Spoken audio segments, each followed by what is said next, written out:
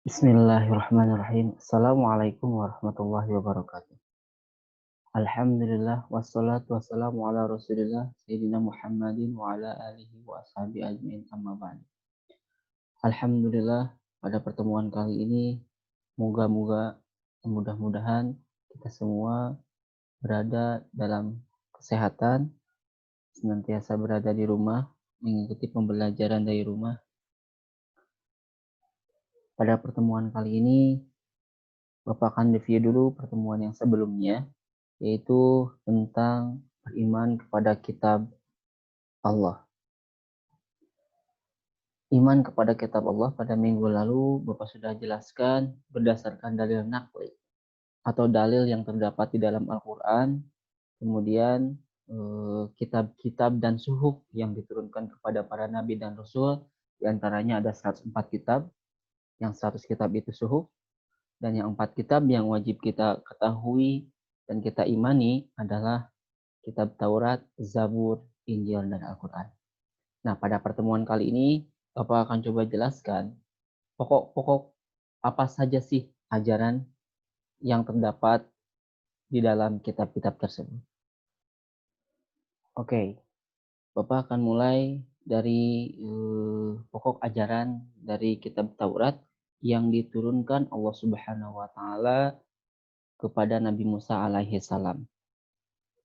Adapun pokok atau inti ajaran dari kitab Taurat tersebut diantaranya adalah yang pertama tentang keesaan Allah Subhanahu wa Ta'ala. Ya, jadi di dalam kitab Taurat itu ditegaskan bahwa tidak ada satupun Tuhan yang wajib disembah kecuali Allah. Kemudian di dalam kitab Taurat juga dijelaskan larangan menyembah patung dan berhala. Seperti yang kita ketahui bahwa zaman jahiliyah dulu orang-orang banyak yang menyembah patung dan berhala. Bukan cuma patung dan berhala, bahkan mereka ada yang menyembah makanan, minuman, apa yang membuat mereka senang mereka sembah. Kemudian larangan menyebut Allah dengan sia-sia. Artinya di sini bukan menyebut nama Allah, bukan, tapi kadang-kadang disertai dengan janji atau sumpah palsu. Contoh, seperti menyebutkan mengumbar-ngumbar demi Allah meskipun itu benar. Nah, itu sangat-sangat hati-hati di dalam ajaran Islam. Jadi meskipun benar, kita diusahakan tidak terlalu mengumbar banyak mengucap kata demi Allah. Gitu ya, kecuali hanya dalam persidangan atau momen-momen tertentu yang mendesak kita untuk bersumpah atas nama Allah Subhanahu wa Ta'ala. Kemudian yang selanjutnya ajarannya adalah memuliakan hari Sabtu. Ya. Jadi hari Sabtu itu dulu sangat-sangat dimuliakan pada zaman Nabi Musa. Ya, kalau kita kan Sayyidul Ayamnya seorang muslim hari Jumat. Ya. Kenapa memuliakan hari Sabtu? Ya, karena pada saat itu orang-orang beribadahnya gitu ya. Itu banyak yang dilaksanakan setiap hari Sabtu. Nah, karena ibadah dilaksanakan hari Sabtu dan pada saat itu juga panen atau nelayan itu sangat-sangat banyak melimpah sehingga umat Nabi Musa banyak melalaikan ibadahnya yang dilaksanakan pada hari Sabtu. Makanya harus dimuliakan hari Sabtu pada saat zaman Nabi Musa. Yang selanjutnya adalah menghormati kedua orang tua. Ya, yang selanjutnya juga larangan membunuh sesama manusia. Ini sebetulnya pada ajaran semua agama sampai saat ini juga dilarang. Kemudian larangan untuk berzina, mencuri, dan larangan menjadi saksi yang berdusta atau yang tadi ada kaitannya dengan sumpah palsu tersebut. Yang terakhir adalah larangan memiliki keinginan untuk menguasai hak orang lain. Nah, ini merebut, mengambil dengan secara paksa hak-hak orang lain. Ini sangat dilarang oleh ajaran Nabi Musa alaihissalam. Selanjutnya ada beberapa juga untuk pokok ajaran kitab Zabur, ya. Ini lebih kepada hakikatnya, bukan berarti di sini tidak ada perintah untuk mengesahkan Allah, bukan. Ini hanya tambahan saja karena kitab yang selanjutnya itu, ingat itu menyempurnakan kitab yang sebelumnya. Ya, jadi pada saat di ajaran kitab Nabi Musa, intisari ajaran kitab Nabi Musa tidak sebutkan zikir, gitu ya. Ada zikirnya tapi tidak terlalu banyak. Nah, pada saat Allah menurunkan kitab Zabur kepada Nabi Daud, maka zikir ini jadi salah satu yang diharuskan ya agar senantiasa mengingat Allah Subhanahu wa taala. Kemudian tentang nasihat dan hikmah gitu ya. Jadi tidak melulu kepada syariat, kalau syariat yang tadi ada di kitab Taurat gitu ya. Yang selanjutnya ini ada pokok ajaran kitab Injil yang diturunkan Allah Subhanahu wa taala kepada Nabi Isa, yaitu memuat keterangan-keterangan yang benar dan nyata, yaitu perintah-perintah Allah Subhanahu wa taala agar manusia mengesahkannya dan tidak menyekutukannya dengan sesuatu apapun. Juga menjelaskan bahwa di akhir zaman akan lahir nabi yang terakhir. Nah, pada kitab Injil ini juga ditegaskan tentang keesaan Allah Subhanahu wa taala. Ya, tentu saja di semua ajaran nabi dan rasul itu yang paling utama adalah tauhid atau mengesahkan Allah Subhanahu wa taala. Di dalam Islam juga diterangkan di di dalam Quran surat Al-Ikhlas, Qul huwallahu ahad, gitu ya. Kemudian di dalam sifat-sifat Allah yang wajib kita ketahui yang 20, mulai dari wujud, qidam, baqo, ini juga disebutkan mukhalafatul hawadisi. Allah itu berbeda dengan segala sesuatu yang baru. Ya. Dan di kitab Injil juga ini yang menegaskan bahwa suatu saat nanti setelah beliau Nabi Isa wafat, itu akan lahir Nabi akhir zaman, yaitu Nabi kita Nabi Muhammad SAW. Ini pokok ajaran kitab Al-Quran sebagai penyempurna dari seluruh ajaran kitab yang pernah Allah turunkan. Sebagian isinya menghapus sebagian syariat yang tertera dalam kitab-kitab dahulu. Jadi dihapus dan diperbaiki gitu ya. Kemudian melengkapi dengan hukum yang sesuai dengan hukum syariat. Jadi pada saat zaman Nabi Musa, orang-orangnya seperti apa, kebiasaannya seperti apa. Nah, itu disesuaikan dengan zaman-zaman akhir zaman yang saat ini sedang kita hadapi. Al-Quran merupakan kitab suci terlengkap ya dan abadi sepanjang masa. Jadi Allah sudah mengakhiri bahwa tidak akan ada nabi lagi dan rasul setelah Nabi Muhammad SAW dilahirkan. Gitu ya. Berikut Al-Quran.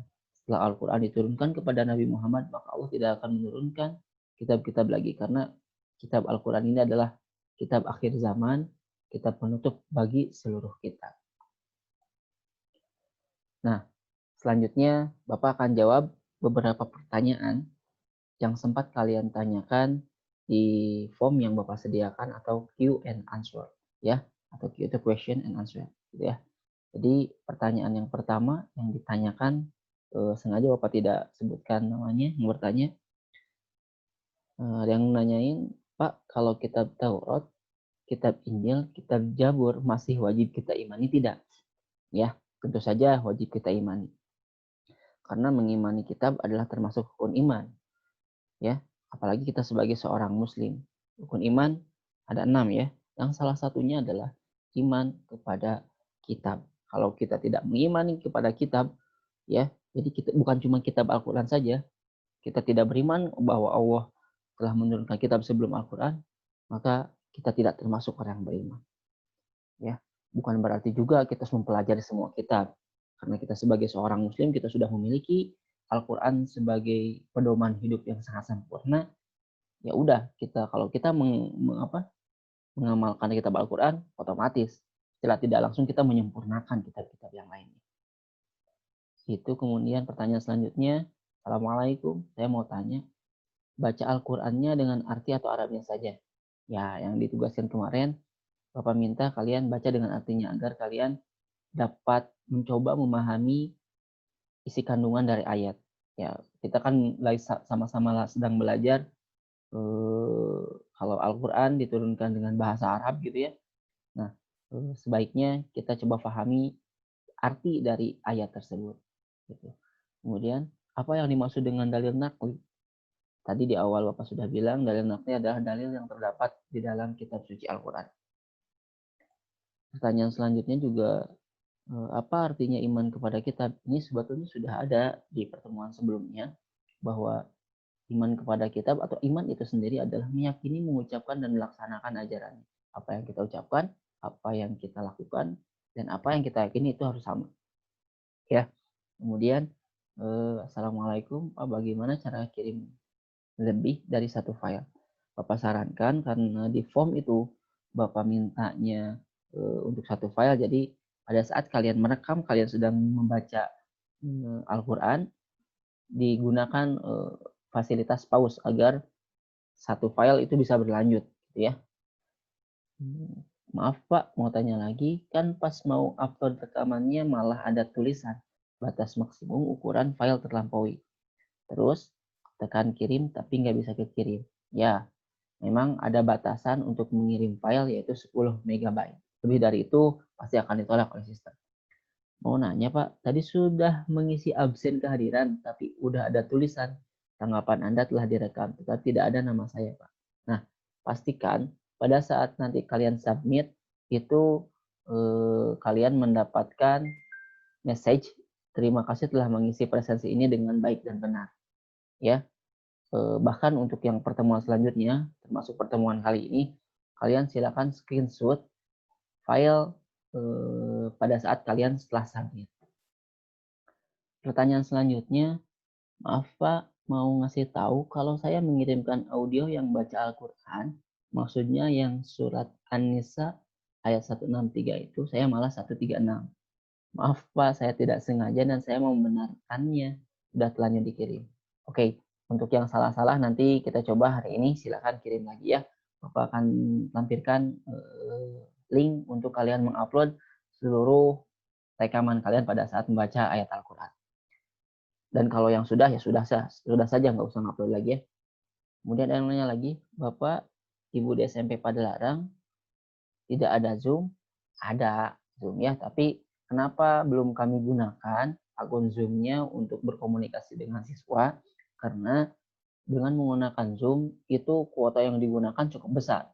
Kalau kalian isi kuota yang 1 giga, itu tidak akan, dan jumlah yang ngikutin ada 40, itu tidak akan lebih dari 10 menit pasti udah habis gitu ya.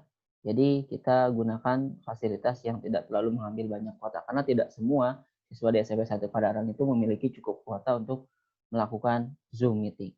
Kemudian pertanyaan selanjutnya, Assalamualaikum, Bapak yang poin ketiga itu upload foto baca Qurannya setiap hari atau hanya sekali saja dalam sepekan? Yang kemarin ditugaskan kan cuma satu, berarti ya itu satu kali saja pada saat itu. Kemudian ada yang nanya lagi, Assalamualaikum Pak, mengupload kalian sedang membaca Al-Quran, itu suaranya aja kan Pak, terus suratnya yang tadi di materi semuanya atau gimana Pak? Ya, suaranya saja yang kalian rekam agar memori yang digunakan tidak terlalu besar. Kalau video, sekarang dengan beberapa menit saja itu membutuhkan waktu yang sangat dan file yang sangat banyak ya. Kemudian pertanyaan selanjutnya, mengapa harus ada kitab lain selain Al-Quran jika Al-Quran itu sudah ada dari zaman azali dan isinya lebih lengkap? Ini sangat luar biasa sekali ya. Jawabannya Bapak udah tuliskan di sini juga, jadi kalian bisa download ya. Setiap nabi dan rasul itu diturunkan karena berbedanya zaman dan kebutuhan pada saat itu. Jadi kitab yang diturunkan itu menyesuaikan dengan keadaan zaman dan umat pada saat itu. Al-Quran pada hakikatnya adalah intisari dari semua ajaran kitab. Jadi Al-Quran yang dimaksud sudah ada dari zaman azali itu intisarinya, jadi kalau yang sekarang. Kalau yang dulu yang ada di dari zaman azali itu adalah sekumpulan wahyu Allah ya, yang siap diturunkan kepada para nabi. Ya. Kemudian jadi intinya seperti inilah. Setiap kitab yang diturunkan secara tertib itu saling menyempurnakan. Dari awal juga Bapak sudah jelaskan. Jadi kitab-kitab yang dari mulai Nabi Adam sampai dengan Nabi Muhammad itu semua diturunkannya berurutan atau tertib. Nabi Adam, Idris, dan seterusnya sampai dengan Nabi Muhammad itu diturunkan dengan tertib dan saling menyempurnakan kitab-kitab sebelumnya. Dan diakhiri dengan kitab akhir zaman yaitu kitab Al-Quran yang tentu saja menjadi paripurna untuk menyempurnakan seluruh kitab yang pernah diturunkan. Oke, ini simpulan materi iman kepada kitab. Kita sebagai seorang muslim harus dengan sepenuh hati beriman kepada kitab Al-Quran sebagai pedoman hidup kita. Meyakini juga bahwa Allah telah menurunkan kitab lainnya selain kitab Al-Quran adalah benar.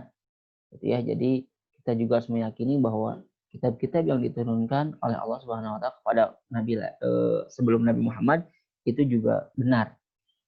Ya. Dengan tidak beranggapan bahwa kitab kita yang paling benar atau kitab Al-Quran yang paling benar sedangkan yang lain salah. Itu tidak diperbolehkan ya. Yang harus kita bawahi adalah kitab Al-Quran adalah kitab penyempurna dan intisari dari semua ajaran yang diperintahkan Allah kepada Nabi dan Rasul sebelumnya melalui kitab-kitabnya. Intinya semua ajaran kitab lain terutama tentang tauhid keesaan Allah ada di dalam Al-Quran. Dan Al-Quran telah mengajarkan kita bagaimana kita semestinya bersikap terhadap kitab lain selain Al-Quran dengan cara menghormati dan menghargainya sebagai salah satu pengamalan kita dan rasa kemanusiaan kita sebagai makhluk ciptaan Allah ya. Jadi Allah Subhanahu wa taala sudah menciptakan kita dengan berbagai agama, suku, bangsa bukan untuk menyimpulkan bahwa kita yang paling baik, kita yang paling benar ya. Setiap agama itu berhak memiliki keyakinan bahwa agama saya yang paling benar, tapi tidak berhak untuk menyalahkan bahwa agama yang lain salah. Itu saja catatan dari Bapak untuk materi tentang iman kepada kitab. Jika nanti ada yang mau ditanyakan lagi, Bapak akan siapkan juga form Q&A-nya untuk kalian isi dan nanti kita akan bahas pada pertemuan selanjutnya. Sampai di sini dulu pertemuan kita. Jangan lupa setelah kalian menyaksikan video ini, silakan kalian ikuti arahnya untuk mengisi absen dan kebiasaan. Ini tambahan untuk di form absensi atau kehadirannya, yaitu kalian akan mengisi format isian kegiatan sehari-hari mulai dari tadarus, sholat, dan lain sebagainya. Sekian dari Bapak. Assalamualaikum warahmatullahi wabarakatuh.